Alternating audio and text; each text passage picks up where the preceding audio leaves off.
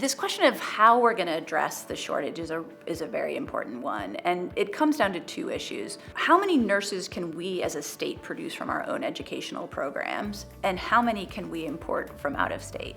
One of the most interesting things I learned doing this work is that every year in North Carolina, we produce the same number of registered nurses from our educational programs as we import in from out of state.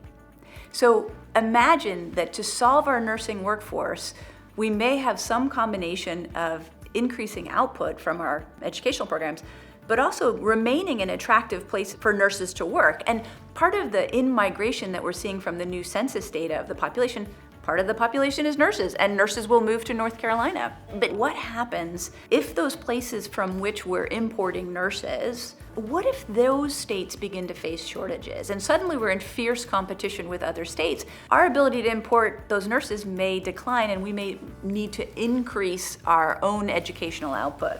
And one of the things that I think is most interesting about the nursing workforce is that relative to other health professions, dentists, pharmacists, doctors, we retain in North Carolina over 90% of the nurses that graduate from our programs.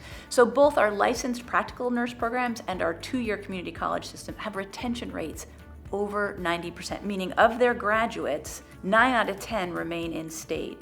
Not surprisingly, the 4-year institutions are slightly lower. They're about 87%, but still, that's a large percentage. So that's good news, because that means if the legislature invests in nursing programs in the state, the ROI, the return on investment for those funds in terms of having those people practice in North Carolina, is high.